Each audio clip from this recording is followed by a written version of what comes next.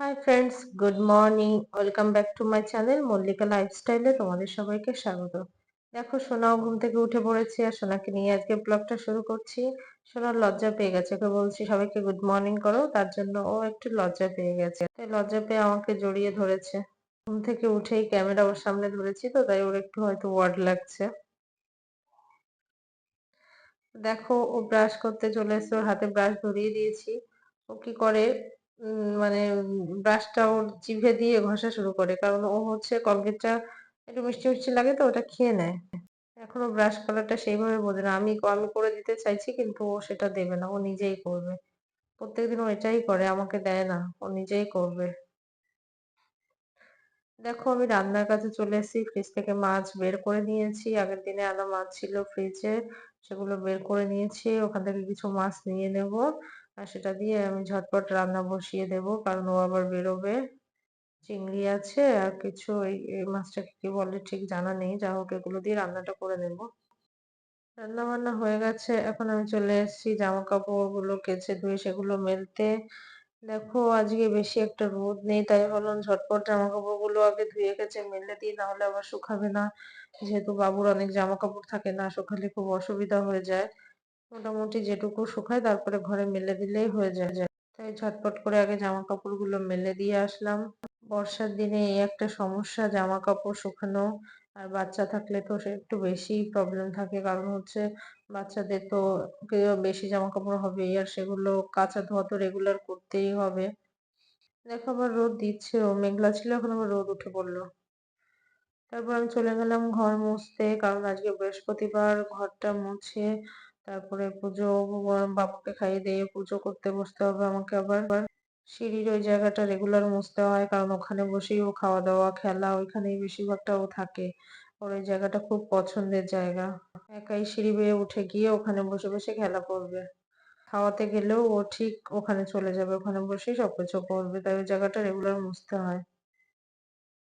এবার বাবুকে দিদি বাড়ি দিয়ে নিয়ে আসলাম, পাশে একটা দিদি বাড়ি আছে, সেখানেই সকালবেলাটাও থাকে, কারণ আমাকে কাজ বাজ করতে হয়। ওখানে দিয়ে এসে আমি আমার হাতের কাজগুলো সারি। ওখান থেকে নিয়ে আসলাম, এনে দেখো ওকে মোসম্বির রস করে খাওয়াতে বসে গেছি। আর ও তো দুষ্টুমি শুরু করে দিয়েছে, আমাকে করতে দেবে না, রস ও নিজেই করবে। তো দেখো, সেটা কি আর পারে, তবে চেষ্টা করছে। আমি করছি ওটা দেখে ও চেষ্টা করছে একটু করার, কিভাবে করা যায় দেখি। দেখো, আবার মৌসুমী খোসাটা বোতলের মধ্যে ঢুকিয়ে দিয়ে দিচ্ছে। দুষ্টুমির আর শেষ নেই। সবকিছু খুব ফলো করে, এই বয়সটাই হয়তো, তাই সবকিছু খুব ফলো করে, দেখে কিভাবে কি করছি, তারপরও চেষ্টা করে। এবার বাবুকে রসটা খাইয়ে দিই। ও আবার আমার কোলের মধ্যে এসে বসলো, বসে বসে একটু আরাম করে, দেখো পায়ের উপর পা দিয়ে বসে মায়ের কোলে বসে এবার খাবে। কত ধরনের বায়না, এবার দেখো দেখাচ্ছে আবার এইভাবে না ওইভাবে, এটা না ওটা করে খাওয়াতে হবে। একটু তো মৌসুম্বি রস, সেটাও খেতে এত বায়না করে ও, কি আর বলবো। এখন আবার বলছে টক, দেখো টক বলে মুখের ভাব এমন করছে। যাই হোক, এটা ওটা বলে খাইয়ে দিচ্ছি। এখন মিষ্টি হলেও সেটাকে বলবে টক, মানে না খাওয়ার কত যে বায়না থাকে বাচ্চাদের। দেখো, বিকেলবেলা একটু ঘুরতে বেরিয়ে গেছি। ও এসে বাড়িতে এসে বললো চলো আজকে তোমাদেরকে একটু ঘুরিয়ে নিস। আর ঘোরার কথা শুনলে তো বুঝতেই পারছো, ঝটপট রেডি হয়ে গেলাম।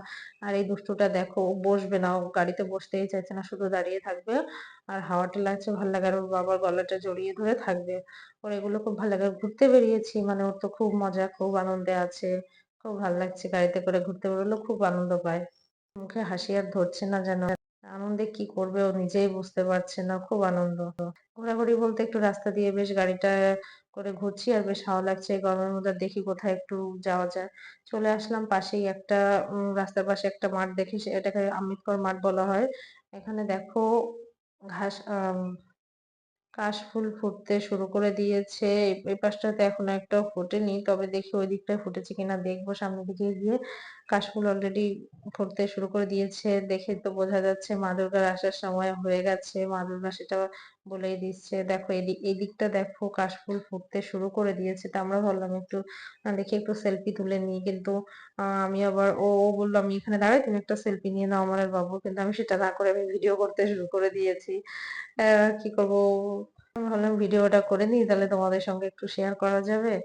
এই ভিডিওটা করে নিচ্ছি দেখো। আর এদিকে আবার কি ঘাস ফুল, এগুলো ভাল লাগছে বেশ। দেখো ছোট ছোট ঘাস ফুলগুলো দেখতে ভাল লাগছে, তাই না বলো? এবার আমিও ওকে বললাম কি আমরা ওখান থেকে কয়েকটা কাশফুল তুলে নিই। বাবু চাইছে তো, দেখলাম বাবুর থেকে আমারই ইচ্ছেটা যদিও বেশি, তাই ওখান থেকে একটু কাশফুলগুলো তুলে তুলে হাতে নিচ্ছি। বেশ ভাল লাগছে, অনেকদিন পরে কাশফুল দেখলাম, 1 বছর পরে। আবার 1 বছর পরে দেখবো। এই যে মেয়েকে কোলে নিয়ে কাশফুলগুলো তুলছি, এত ভালো লাগছে কি বলবো। আর এটা দেখো, মাঠ বলতে এখানে সবাই সকাল বিকাল দৌড়াতে আসে, বা কেউ চাকরি পরীক্ষার জন্য প্রস্তুতি নিচ্ছে, এরকম ব্যাপারগুলো আর কি। আর আমরা এসেছি একটু ঘোরাঘুরি করতে। বা বাচ্চাদেরও এখানে প্রশিক্ষণ দেওয়া হয়, সেখানকার টিচাররা এবং স্টুডেন্টরা সবাই এখানে মোটামুটি থাকে। তাছাড়া এমনি আদার্সও থাকে, যাদের ভালো লাগে তারা দৌড়াতে হাঁটতে সকাল বিকাল চলে আসে এখানে। দেখো ওই দেখো, একদল বাচ্চারা দৌড়ে গেল, ওদের যদিও ট্রেনিং দেওয়া হচ্ছে এখানে। এদিকে দেখো বাবু হাঁটতে শুরু করে দিয়েছে সামনের দিকে। এবার একটা গরুকে দেখে বলছে কাউ কাউ, ওকে কাশফুলগুলো খেতে দেবে। গরু কি আর ওগুলো খায়? ও বাবার ভয়ে তাড়াতাড়ি করে দিয়ে চলে আসলো। আর এদিকে আমরা আবার কি করব, হেঁটে বললাম চলো ওই দিকটাতে যাই। অনেকক্ষণই তো হলো ঘোরাঘুরি করছি, এদিকে তো সন্ধেও হয়ে আসছে প্রায়। চলো বাড়িতেও তো যেতে হবে। এবার চলো আমরা মাঠ থেকে বেরিয়ে যাচ্ছি, বেরিয়ে এবার চলে আসলাম ফুচকার দোকানে। দেখো টকটা, টকের জলটা দেখেই লোভ লেগে যাচ্ছে, তাই না বলো? কে কে ফুচকা খেতে ভালোবাসো নিশ্চয়ই জানিও আমাকে। আর দেখো, ফুচকার জন্য অপেক্ষা, এটা যে একটা মানে কি ব্যাপার, মেয়েরাই শুধু বোঝে। এখন যদিও ছেলেরাও খায়, তা শুধু ভাবছি কখন দেবে কখন দেবে।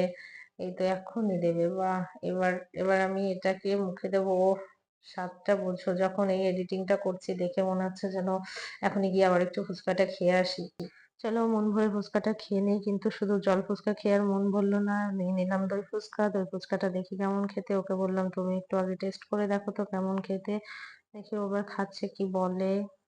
মুখে নিল, মুখে নিয়ে বলছে হ্যাঁ ভালো, তুমি খাও, এবার তুমি টেস্ট করে দেখো। তো দেখো ঘোরাফেরা শেষ করে এবার বাড়িতে চলে আসলাম। বাড়িতে এসে বাবুকে খাওয়াচ্ছি, এরপরে আমরা খাওয়া দাওয়া করবো। খেয়ে দিয়ে বাসন মেজে কাজ বাজ সেরে তারপরে ঘুমাতে যাব। তাহলে আজকে এই পর্যন্ত। এই ব্লগটা দেখা হবে পরের ব্লগে। ততক্ষণ তোমরা ভালো থেকো, সাবধানে থেকো। আমার ব্লগগুলো যদি তোমাদের ভালো লেগে থাকে তবে অবশ্যই সাবস্ক্রাইব করে পাশে থাকবে। আর লাইক কমেন্ট শেয়ার করতে ভুলবে না। Bye bye.